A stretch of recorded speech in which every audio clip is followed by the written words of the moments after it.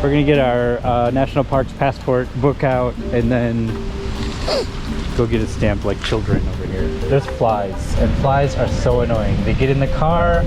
Okay, visitor center, take 2. You wanna swap?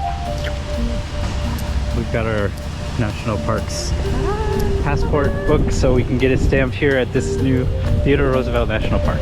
I don't know, this must be a pretty new national park, but apparently this used to be Teddy's Ranch. A fanatic leapt out of the crowd and shot him in the chest. To the horror of his doctors, Roosevelt, pale and shaken, insisted upon finishing his speech, declaring, "I will make this speech or die." Theodore Roosevelt National Park is a landscape shaped by wind, stone, and the long memory of the Great Plains. Long before the man it's named after arrived, these Badlands were home to the Mandan, Hidatsa, Arikara, Lakota, and Dakota peoples. They lived along the Missouri River, hunting bison, moving with the seasons, and shaping this land through practices that go back thousands of years. The first U.S. government expeditions passed through in the early 1800s, but the region remained quiet and remote until railroads and cattle ranching began to transform the West. That's when young Theodore Roosevelt first came here in 1883, eager to hunt bison before they vanished. He returned a year later after the deaths of both his wife and his mother on the same day, seeking solitude in a landscape he barely understood but immediately loved. He built 2 ranches here, the Maltese Cross Cabin and the Elkhorn Ranch, and spent years riding through the buttes, working cattle, and learning the harsh rhythms of this place. He later said that without the Badlands, he never would have become president. But Roosevelt's conservation legacy is complicated. His passion for protecting wild places grew out of the same worldview that fueled American expansion, an imperialist belief in the destiny of the frontier and the right of settlers to reshape it. Native nations had already been forced from many of these lands by the time he arrived, and the national park system he helped build often preserved wilderness by removing the very people who had cared for it for generations.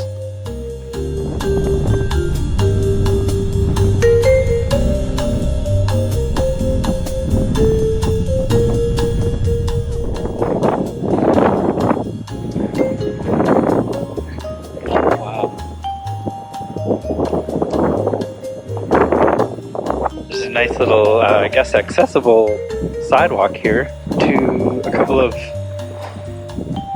benches. You can see kind of moving. Some benches along the way. We're going to stop at one and sit down for a little bit. It's kind of windy here. I won't stay out for very long.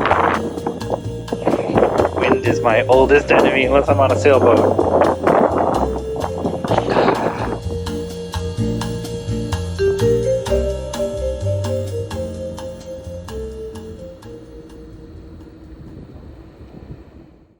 Roosevelt admired Indigenous cultures romantically, but he also believed, incorrectly and harmfully, that their ways of life were fading relics of the past.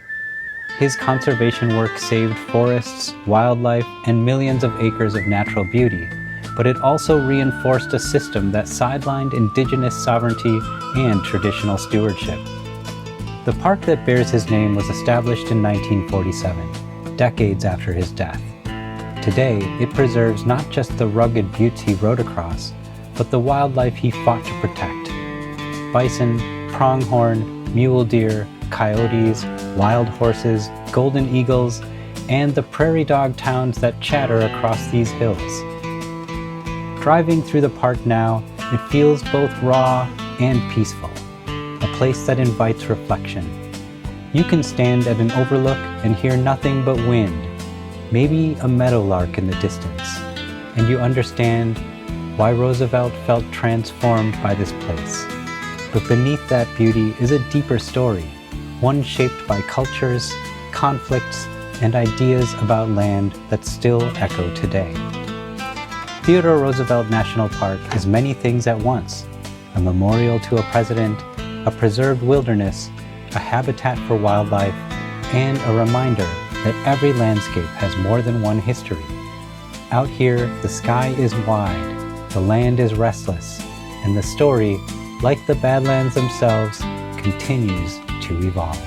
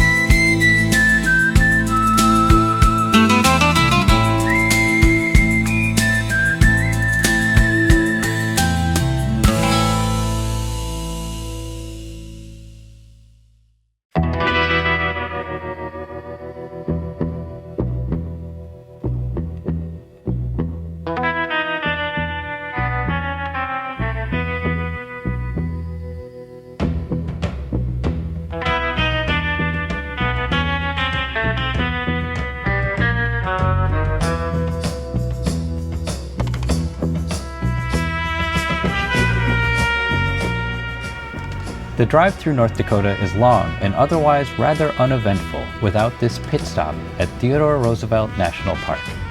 It's not as flashy as some of the other parks we've seen on this trip, but seeing the bison, prairie dogs, and wild horses was a welcome break from the miles and miles of straight, flat highway on our way toward Bismarck.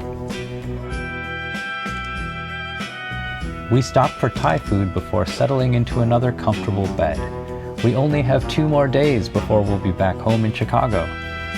If you've enjoyed this video, please hit the like button and subscribe for more. You're about to max out. Oh, wow. That's really cool.